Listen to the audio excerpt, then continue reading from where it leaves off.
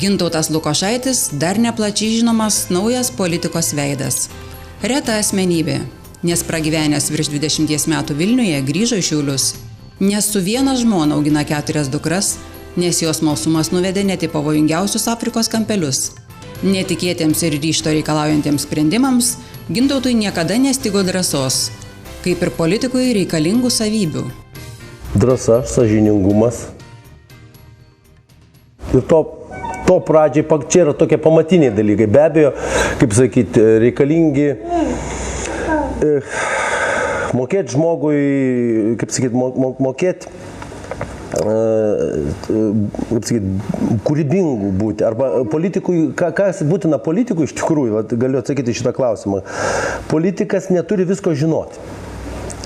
Politikas turi žinoti, kas žino. Tai politikas turėtų būti tas žmogus, kuris leidžia patiems geriausiams žmonėms prieiti prie sprendimų, prie darbų. Tai yra politiko užduotis. Bet tai yra blogai, kai pas mus politikas bando išmanyti viską. Tai čia yra politiko tragedija. Išmanyti visko neįmanoma. Reikia žinoti bendras kryptis. Jeigu mes, sakykime, turim savo kryptyje energetinę nepriklausomybę, tai čia yra politinis sprendimas. O visus tos techninius dalykus daro žmonės, kurie žino, kaip daryti. Technikai, specialistai. Į politiką Gintautas eina konservatorių gretose. Eina, nes privalo kažką daryti, kad nesprogtų viduje. Todėl, kad mato, jaučia ir supranta. Be asmeninės kiekvieno iniciatyvos pasikeitimų nebus ir įsigalėjusi valdžios sistema taip lengvai nepasiduos, nes dažnai jį dirba tik savo interesui. Kažkoks menkas korupcinis interesas, pavyzdžiui, sužlugdo didelius ir reikšmingus ir naudingus projektus. Kodėl tai vyksta? Taip neturi vykti. O vyksta. O aš vėl ką noriu, tokį kertinę mintį, kad visokių niekšų visada buvo, yra ir bus. Tik tais yra klausimas vėl tai pačiai visuomenė. Ar mes leisim tiems niekšams išbujoti? Tai čia iš esmės aš kartais kaltinu ne tiek, pavyzdžiui, tuos pačius niekšus ir vagis, kaip sakyti, bet kartais kaltinu tuos abejinguosius, kurie leidžia taip daryti. Nes jeigu tu leisi, vis tiek bus daroma. Tai vėl atsigrėžiam iš tikrųjų paradoksaliai į visuomenę, į save atsigrėžiam. Taip tariant, bendruomeniškumo jausmą nėra. Taip. Ginti savo interesą. Ginti ir savo, ir kito interesą šalia esant. Valdžia mūsų yra kaip 2 metų vaikas, kur pastoviai reikia kirsti per nagus. Ir vieną kartą pasukinėjęs ją, reiškia, ir galvoja, kad jinai toliau taip eis teisingai, nieko panašaus, jį vėl kažkur nueis. Tai yra pastovus budrumas ir saugojimas. Tai yra, mes išsirenkam ir galvojam, kad tai viskas ir jau tebūnie. Ne, išsirenkam valdžią, išsirenkam savivaldybę, išsirenkam Seimą, pastovi kontrolė visuomenės. Tai turėtumėm reaguoti streikais, akcijom? Absoliučiai, būtent. Dabar man labai keista, buvo menų fabrikas, reiškia, mes kvietėm vieną mokyklą, kuri ten turėjo būti uždarinėjama, reiškia, centro pradinė. Ir mes protestavom prieš menų fabriką ir kvietėm į mitingą juos kartu prisijungti. Bet žmonės ateina, čia sako, ne mūsų. Čia ne mūsų problema sprendžiama, bet aš sakau, ta problema, kuri yra, ir jeigu atsitiks taip, kaip turėtų, taip kaip numanė valdžia turėtų atsitikti, reiškia, tai neteksim 13 milijonų pinigų. Tai bus ir jums blogai. Tai yra pas mus koks blogas dalykas, kad čia mano, ir jeigu aš tik savo apsiginu ir gerai, bet jeigu kas nors šalia, tai čia ne mano. Tai tokį mentalitetą iš tikrųjų jau pačiai visuomenė reiktų keisti, kad ir tais, kas nėra tiesiogiai tavo, tai irgi tave palies. Dažnai rinkėjams kyla klausimas, ką meno žmogus gali nuveikti Seime, juk jie tokios nepriklausomos dvasios, o politika komandinis partinis darbas. Ar Gintautas tam pasiruošęs, ar veiks pagal principą ir vienas laukia karys? Savo misiją aš matau. Vis tik tais, tai yra visų pirma, turi ateiti nauja karta. Aš manau, kad aš esu tos naujos šiek tiek kartos atstovas. Sakykime, aš buvau parlamento gynėjas 90 metais, 18 metų man tada buvo. Tai praėjo 20 metų laiko, aš jau turiu šeimą. Ir man tikrai netinka tai, kas dabar vyksta. Iš tikrųjų, tai kaip valstybė susikonstravo arba kaip visuomenė, tai aš norėčiau visą tai keisti, būtent ką aš ir minėjau, kad atsirastų kuo daugiau pasitikėjimo. Tai yra pasitikėjimo savo valstybė. O valstybė tai yra institucijom pasitikėjimas visų pirma.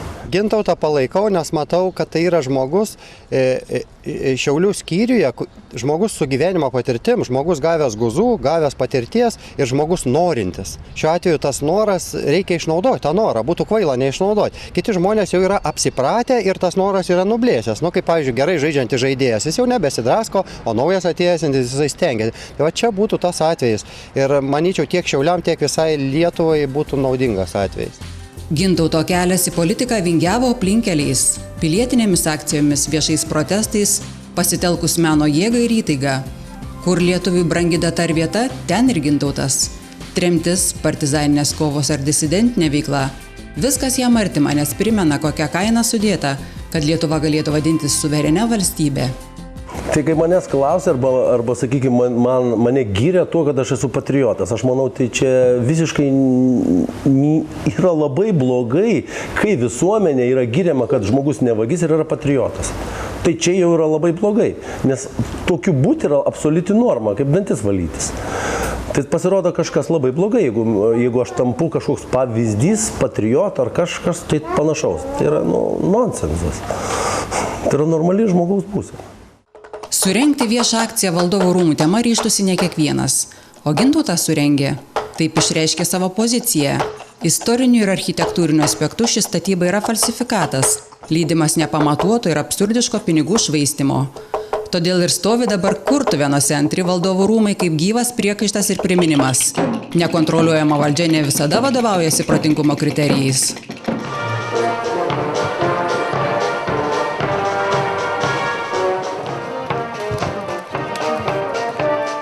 Aš atiduodu miškui iškilmingai, patsai valia savo paskutiniąją skelbiu, kad nuo šiol šį statinį vadinti antrais Valdovų rūmais.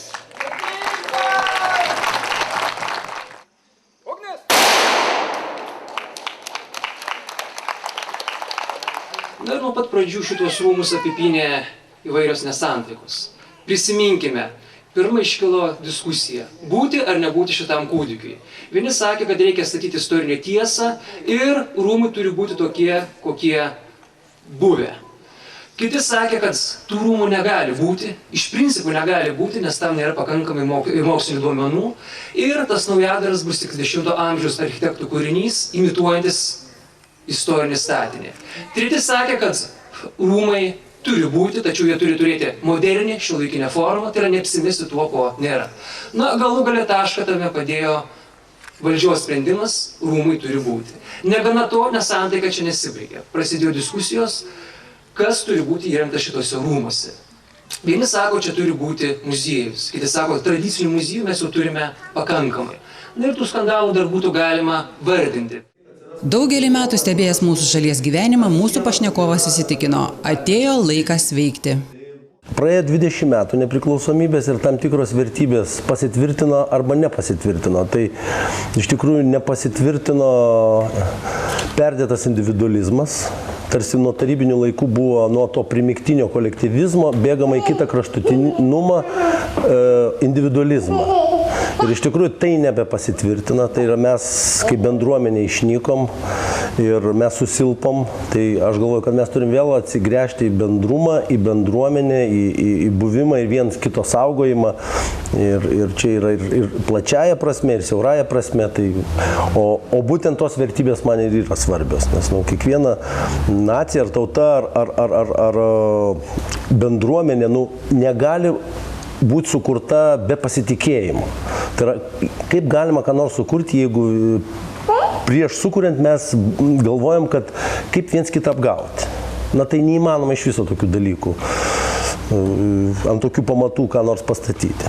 Jis gali būti nepaprastai naudingas, todėl kad aš jame išvelgiu žmogų, kuris gali daryti pokyčius pačioje partijoje, viduje. Kaip ten bebūtų, politika visada suksis aplink partijas. Reiškia, tokie asmenys kaip aš, jie gali būti vadinami kaip katalizatoriai, bet reali politika partijose. Ir tai yra žmogus, kuris darys tą vidinį teigiamą veiksmą būtent partijai.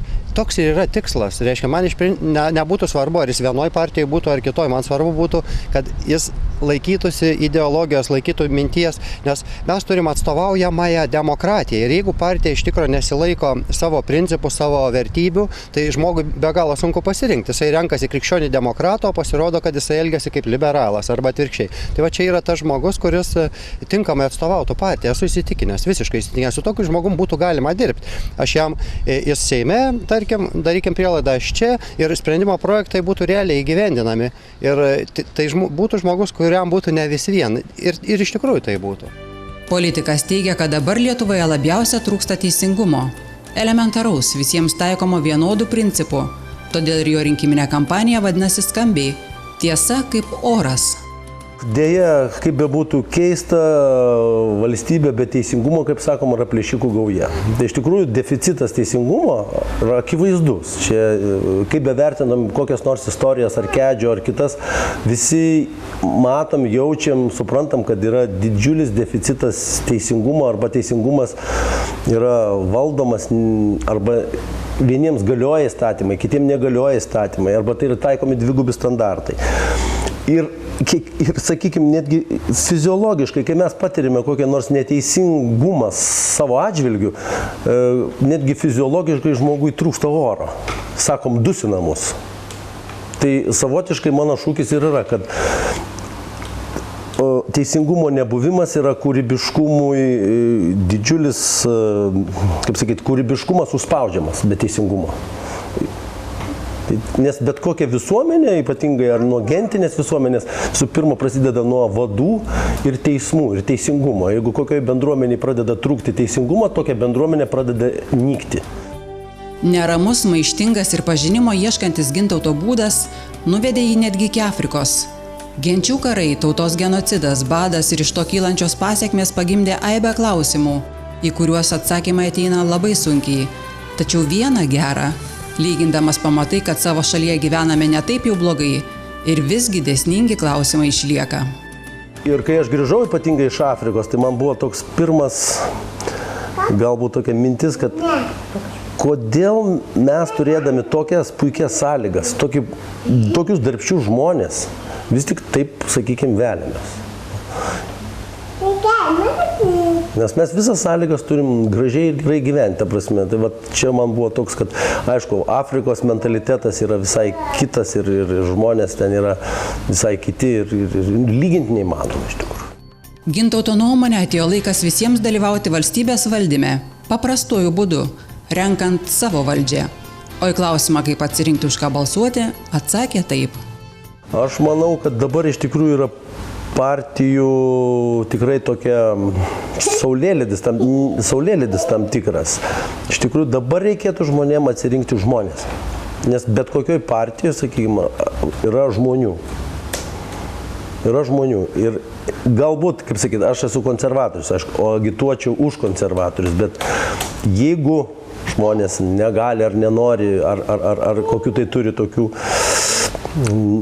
įsitikinimų, bet visų pirma rinkti žmonės ir žiūrėti, ką jie darė iki to, ką jie šneka ir kaip tie žodžiai sutampa su darbais. Bet kokiu atveju be domėjimosi tuo reikalu, kaip sakant, informacijos tos negaus. Ne. Niekas nenuleis iš dangaus. Matot, kaip sakyti, jeigu tu nesidomėsi politika pasidomės tavimi pačiu blogiausiu būdu. Tai privaloma domėtis politika. Pavojingiausia yra neviltis arba nebetikėjimas, pats pavojingiausias dalykas. Tai būtent, kad žmonės atrastų savim tikėjimo, nes yra žmonių, kurie ir toj pačioj valdžioj yra tikrai sąžiningų. Vienas žmogus labai daug ką gali padaryti. Ir būtent nepulti nevilti. Nes tai yra didžiausias priešas neviltis.